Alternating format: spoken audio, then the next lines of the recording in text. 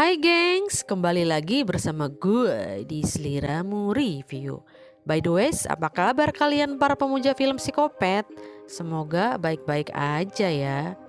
Kali ini Seliramu akan mereview sebuah film yang menceritakan tentang seorang pria dengan sakit mental yang selalu mengeksekusi korbannya dengan mengambil kulit rambutnya. Sebrutal apa psikopat ini? Oke lah, persiapkan mental untuk menontonnya.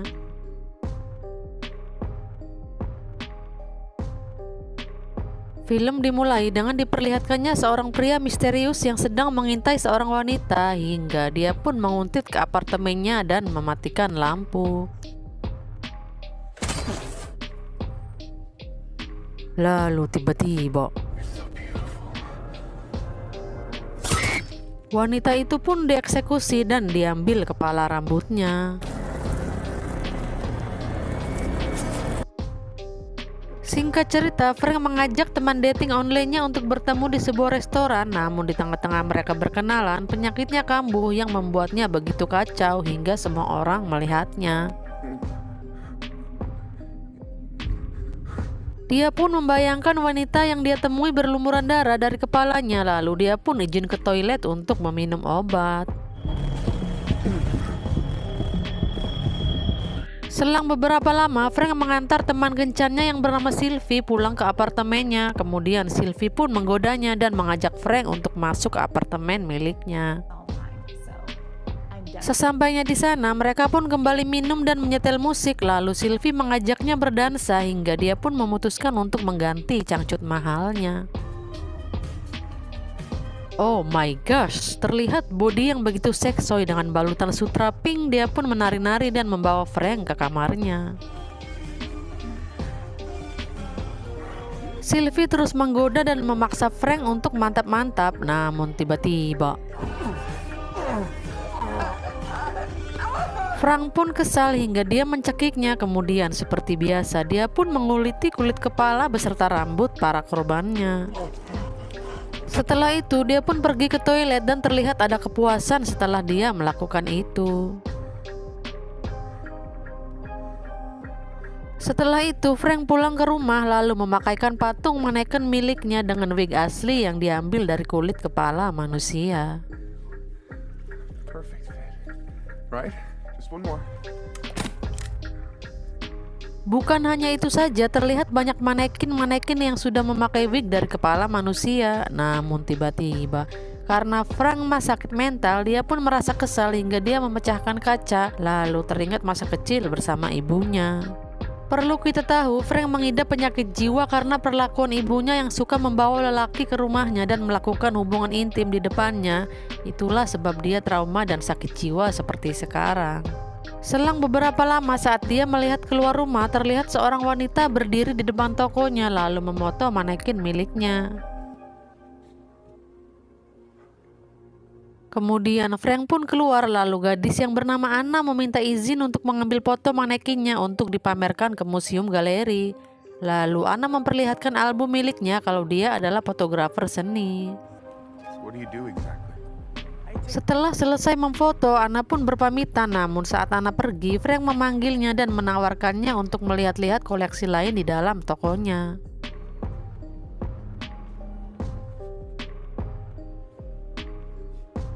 Anna pun merasa tertarik dengan semua manekin yang Frank punya. Lalu saat Anna akan masuk lebih dalam ke tokonya, Frank pun mencegahnya.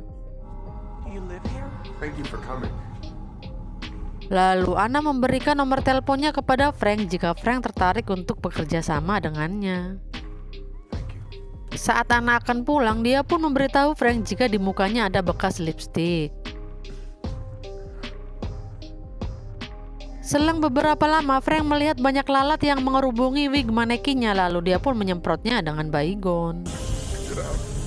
Go. Keesokan harinya, di mana Frank bersiap untuk mencari korban berikutnya, lalu dia pun berjalan-jalan untuk mencari target wanita yang akan dia ambil kulit rambutnya. Malam pun poek, terlihat dua cewek seksoi lalu Frank pun menguntitnya menuju stasiun.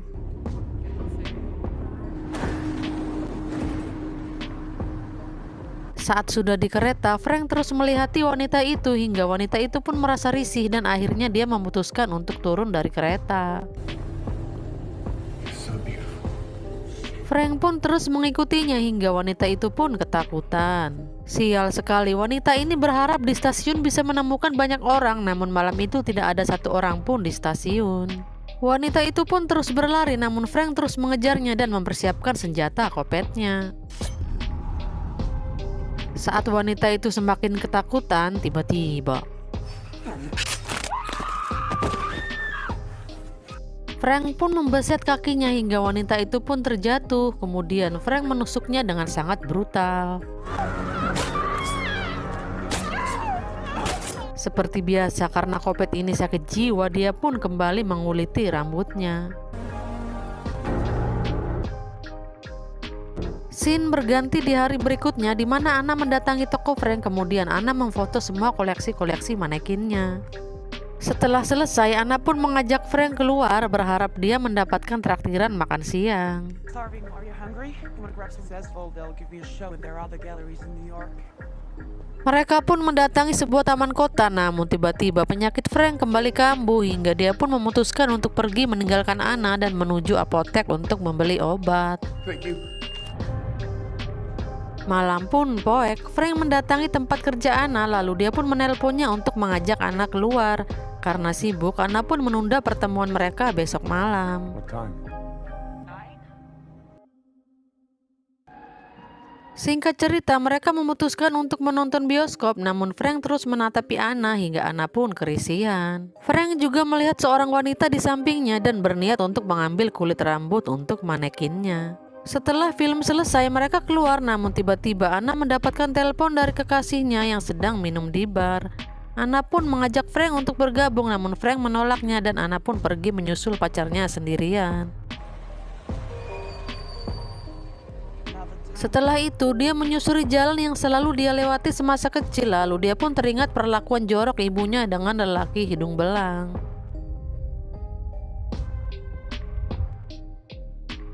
Scene berganti di mana Frank menghadiri pameran seni, terlihat Anna yang cantik menyambutnya.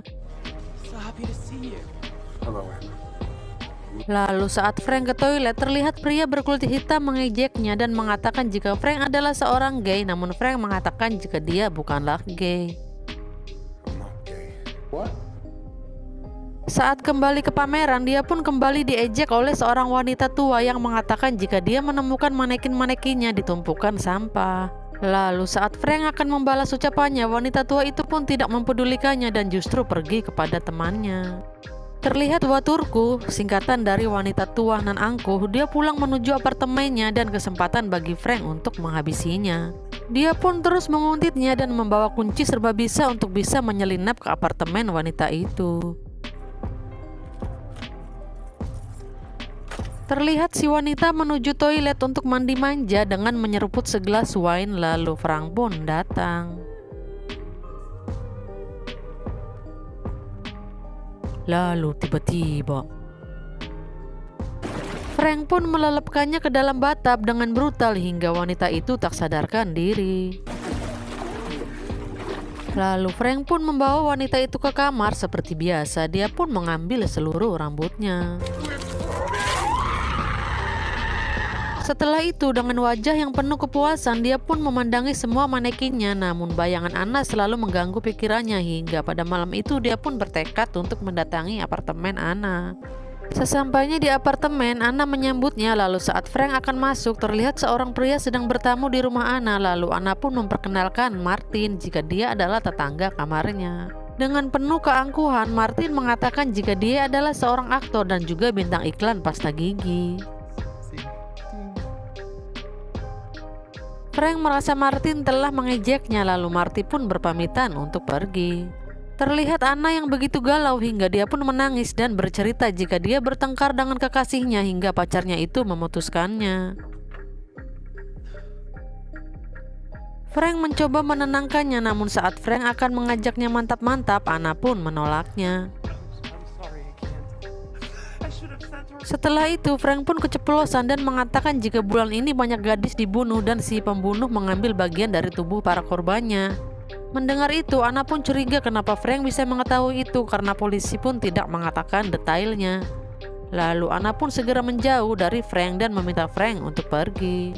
Just can you leave now? Please. What's the matter, Anna? Namun saat Frank akan menyentuhnya, Anna pun semakin marah dan mengambil pisau untuk menggertak Frank agar pergi. Namun tiba-tiba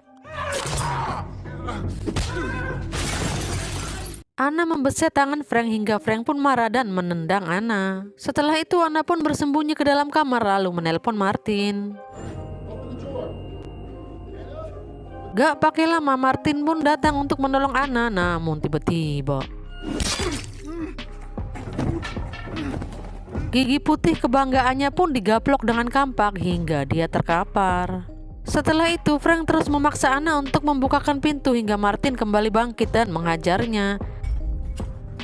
Karena Frank mak kuat, dia pun berhasil melumpuhkan Martin hingga pintu pun rusak dan dia berhasil menemui Anna. Namun tiba-tiba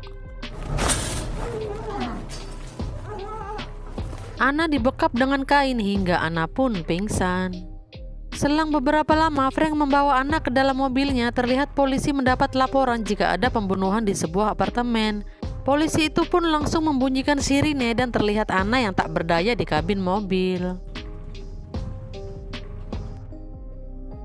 Sesampainya di tujuan, saat Frank akan membangunkan Anna, tiba-tiba Anna mencocol Frank dengan besi manekin lalu Anna pun ngabret seedan-edannya. Anna berhasil meminta tolong kepada sebuah mobil, namun dia mengambil kendali setir dan menabrakkan mobil itu kepada Frank hingga mobil pun menabrak trotoar dan Anna pun terlempar keluar. Di tengah ketidakberdayaan Anna seperti biasa, Frank mengambil rambut Anna. Di akhir cerita diperlihatkannya manekin bergaun pengantin lalu Frank menyematkan cincin di jari manekin itu. Terlihat wig yang menempel indah di kepala manekin itu yang ternyata wig itu adalah kulit rambut dari si Anna. Kemudian polisi pun menyergap toko Frank dan menemukan Frank sudah mati bunuh diri. Oh my gosh, ending yang sangat membagongkan nih ya gengs. Bagaimana? Apakah kalian puas dengan endingnya? Pesan moral yang bisa kita ambil adalah jangan pernah merundung siapapun karena perundungan bisa membuahkan dendam dan mengubah mental seseorang. Oke gengs, mungkin segitu saja pembahasan dari film ini. Semoga kalian menyukai alur ceritanya. Dan seperti biasa, jika kalian suka, silahkan subreks aja biar kalian tidak ketinggalan jika ada video baru dari seliramu. Thanks for watching and then see you on next video. Bye bye.